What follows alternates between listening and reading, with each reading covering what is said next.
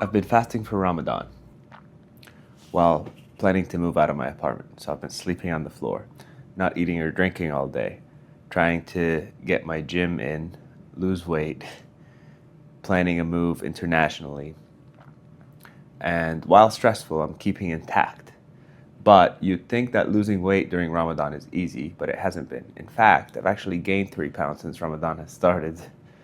And that's because not eating during the day makes it really easy to go overboard at night. And the macros are all out of whack.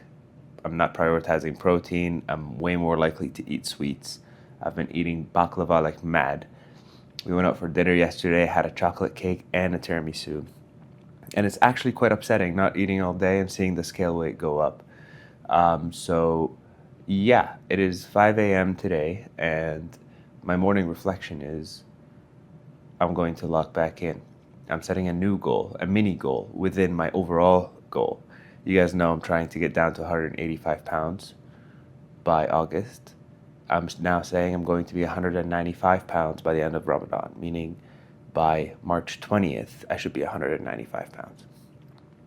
Wish me luck, and the goal for today's gym session is to hit a PR of some sorts, because if I've gained 3 pounds, that must mean I'm going to be stronger. I'm going to show you the snack I'm about to have in 2 seconds, getting my protein in nice and early, and then we're going to hit the gym.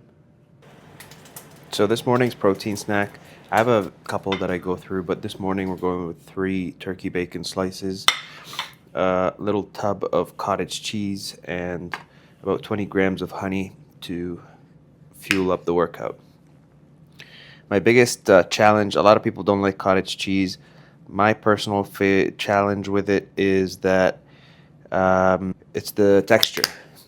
So it feels like if you were to throw up and then eat it again. But besides that, the flavor is really tasteless. So this combined is about 27 grams of protein. The honey will fuel a good workout, and I'm going to PR something today, or else I'm going to be depressed. So we're on the way to the gym, and the key to hitting PRs, I think if you structure your workout so that you're hitting different muscle groups, the muscles themselves won't be so fatigued between exercises, so that you can technically get PRs across different exercises. But then there's your overall energy expenditure, and obviously being more fresh at the beginning of the workout than at the middle or the end of it. So my strategy, if I'm genuinely trying to get a PR today, especially for this video, is to get it on one of the first couple of exercises, because it's not guaranteed that I'll get it later. So hopefully I don't get shy about videoing or even talking in the gym today. I have my microphone on me, but we'll see how that goes. Maybe I'll do a voiceover after.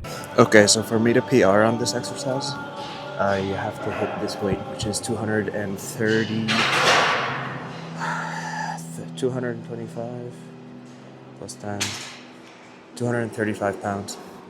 And I have to hit it for, I think, 8 reps.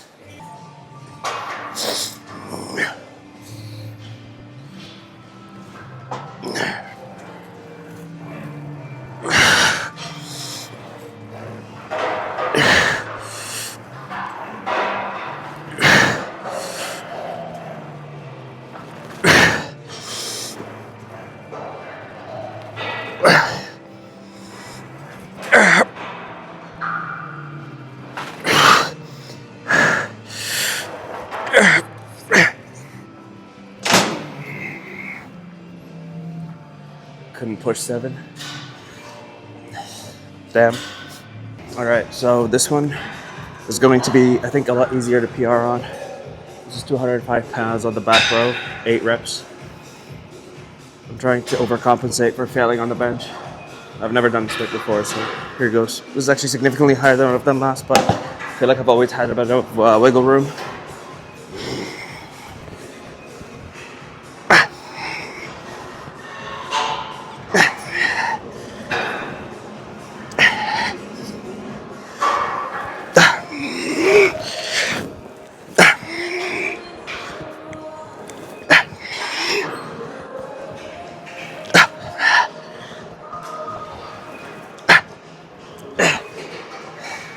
The key here is to get a good stretch on the negative, and then solid rotation and lat. Concentrate on the lat as you're pulling through it on the positive.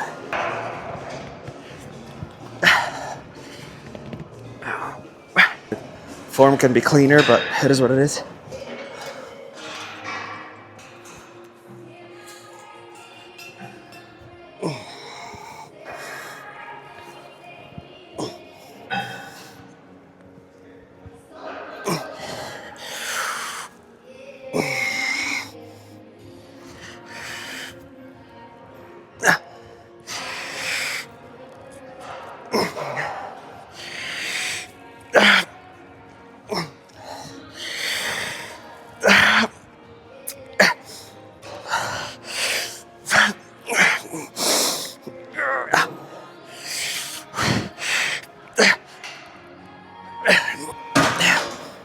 I failed on 9. That's a proper set right there. I'd rather fail at 9 than comfortably get to 10. So this is a genuine sort of PR. Next time we get 10 reps of 220 for 2 sets will be a PR.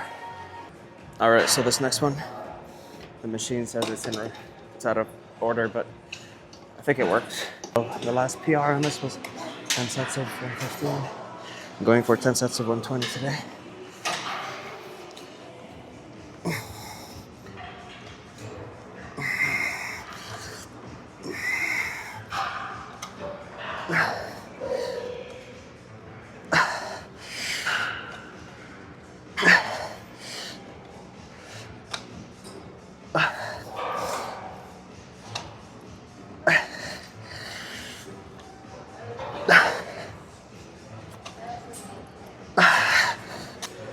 So I like this exercise because the delts are always under tension throughout the whole motion. Also with the traditional lat raises, you could have so much of your back working through that set. There's different variations you can do, like chest supported, to make sure you're not doing that, but I like this one. I finished the workout with some arms, with some crossover tricep extensions and cable bicep curls. Then I called it a day and drove home to get ready for work. So driving home, pretty good workout. Is it the result we wanted? No. I wanted the PR on the bench press today, but solid effort nonetheless. And this approach really gamifies the workout process. It makes it more mindful and purposeful and looking for improvement rather than just showing up to the gym, doing a bunch of reps, not keeping track of anything and moving on.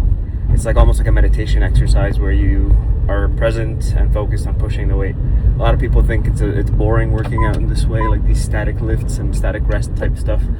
But there's a way to make it fun if you're keeping track. And yeah, that's pretty much been my approach over the last couple of months working out. And I'll keep you guys in the loop a bit more about the journey, the moving journey, quitting work, the visa, the stresses that come with that process, but that's more on that later. Don't forget to subscribe to follow along on this journey and drop a comment if you want to show your support.